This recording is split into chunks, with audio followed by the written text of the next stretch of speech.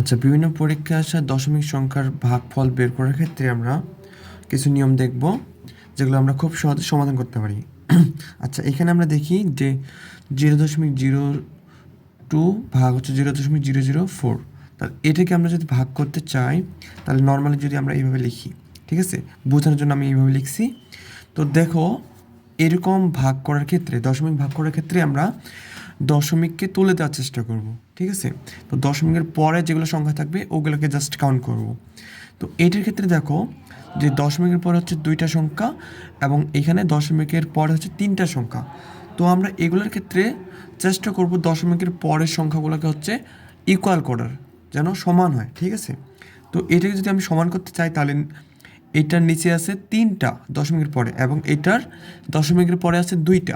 তো এটাকে যদি আমি তিনটা সংখ্যা বানাই, তাহলে এরকম হচ্ছে না? তাহলে এটাকে যদি আমি লিখি এখন, দশমিকের পরে দেখো এরকম সংখ্যা থাকলে আমি কি ডিরেক্ট এখানে 20 লিখতে পারি, আর এখানে আমি কি লিখতে পারি, 5 লিখতে পারি, তাই না? তাহলে নর্মালি এটাকে ভাগ করলে যেটা আসতেছে এটাই হচ্ছে এখানকার উত্তর। তাহলে কত আসবে? 4। আচ্ছা, এটার ক্ষেত্রে আরেকটা সহজ নিয়ম আমরা বলতে পারি। কেমন? যে যেগুলো সংখ্যা আছে, ঠিক আছে, যেগুলো সংখ্যা আছে বলতে এখানে 2 আছে এবং নিচে 5 আছে। 2 এবং 5কে আমরা হচ্ছে ডিরেক্ট লিখবো উপরে, মানে দশমিক পরে জাস্ট সংখ্যাগুলো 2 এবং 5। এখন আমরা দেখব যে দশমিকের পরে কয়টা সংখ্যা আছে। এখানে আছে দুইটা, ঠিক আছে, দুইটা, এবং এখানে আছে তিনটা। তো যেটার ক্ষেত্রে কম থাকবে, তাহলে কি এখানে উপরে কম ছিল না, এই উপরে তখন আমরা কি করব, 1 দিব এবং জয়টা যতটা সংখ্যা বেশি থাকবে, যেমন এখানে নিচে একটা সংখ্যা বেশি আছে একটা কম আছে, তাহলে এই একটা শূন্য দিয়ে দিব, ঠিক আছে। এটা হচ্ছে সেম নিয়ম, সেম জিনিস, বাট একটু বোঝার ক্ষেত্রে আর কি।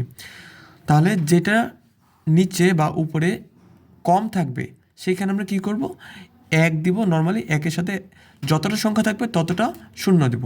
তাহলে এখানে 10 আসতেছে, তাহলে এখান থেকে আমরা কি পাচ্ছি, এখান থেকে আমরা পাচ্ছি 20 ভাগ হচ্ছে 5, সেখানে অ্যান্সার আসছে 4। সেম জিনিস, ঠিক আছে। তো এটার ক্ষেত্রে আমরা দেখি পরেরটা ক্ষেত্রে, তো এখানে 0.25 ভাগ 0.05। এটার ক্ষেত্রে দেখো যে দশমিকের পরের সংখ্যাগুলো সমান, এখানেও দুইটা এখানেও দুইটা, তাহলে নর্মালি জাস্ট আমরা কি করব, ভাগ করে দেবো। তাহলে 25 ভাগ হচ্ছে 5।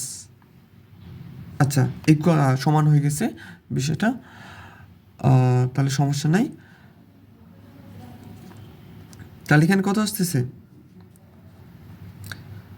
5, ঠিক আছে। এখন আরেকটি নিয়ম যদি আমি দেখি, যে এইটার ক্ষেত্রে অনেকগুলো সংখ্যা, মূলত আমাদের পরীক্ষায় এরকম প্রশ্ন আসে, ঠিক আছে। এরকম প্রশ্নের ক্ষেত্রে আমরা কি করব, সেম জিনিস, যে উপরে দশমিকের পরে কয়টা সংখ্যা থাকে এবং নিচে কয়টা সংখ্যা থাকতেছে, ঠিক আছে। তো দশমিকের পরে এখানে উপরে কী কী আছে, 2 আছে, 3 আছে, 6 আছে। তাহলে 2, 3, 6, আর এখানে কত, 1, 2 আর 3, এগুলোকে গুণ করব আমরা, যে 3 6 18, তাহলে কত হচ্ছে, 3 6 18 আর হচ্ছে 2 36, তাই না? আর এখানে কত আছে, 6। এখন আমরা দেখব যে দশমিক পরে কয়টা করে সংখ্যা আছে, ঠিক আছে। তাহলে এটার ক্ষেত্রে দেখি যে দশমিক পরে 1টা 2টা 3টা, এটার ক্ষেত্রে 1টা 2টা 3টা, তাহলে উপর নিচে দশমিকের পরে সংখ্যাগুলো কি সমান সমান। তাহলে আমাদের কোনো কিছু এরকম করতে হবে না যে একটা শূন্য বাড়ায় দিচ্ছি বা এখানে 10 গুণ করতে, যে কোনো কিছু করতে হবে, যদি সমান থাকে জাস্ট আমরা দশমিকের পরের সংখ্যাগুলো গুণ করে ভাগ করব, ঠিক আছে। তাহলে এখানে কত আসতেছে, 6, তাই না? আচ্ছা, এখন আমরা কি করব, এটার ক্ষেত্রে আমরা কি দেখব, উপরের যে সংখ্যাগুলো এবং নিচেগুলোর সংখ্যা আগে গুণ করে দিই, 4 আর কত, 6, আর এখানে 1 ইন্টু 2, ঠিক আছে।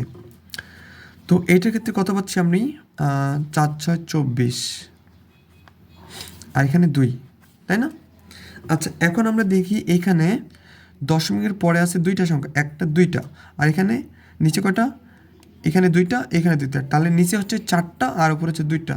তাহলে আমি কি করব, উপরে যে আছে, উপরে দুইটা সংখ্যা বাড়াইতে হবে না, তো দুইটা সংখ্যা আমি এইভাবে না বাড়াই, আমি কি করব, 1 দিব, তার সাথে আবার কয়টা সংখ্যা গুণ করব, দুইটা সংখ্যা, কারণ দুইটা সংখ্যা আমাদের উপরে কম আছে, নিচে দশমিকের পরে দুইটা, এখানে দুইটা, এখানে দুই, চারটা, আর এখানে দুইটা, তাহলে দুইটা সংখ্যা বাড়াইতে হবে।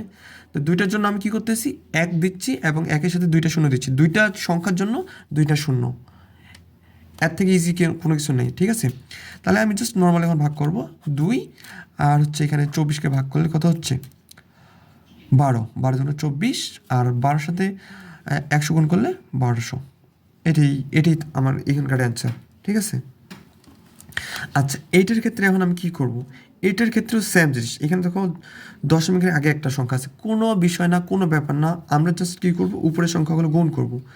কেমন দেখি, যে 1 আর হচ্ছে 11 কত, 12, ঠিক আছে।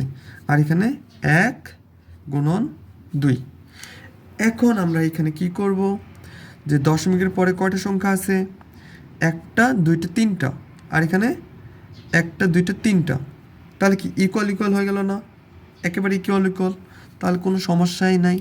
এখন জাস্ট আমরা কি করব, গুণ ফলগুলো বসাই দিয়ে ভাগ করব, শেষ।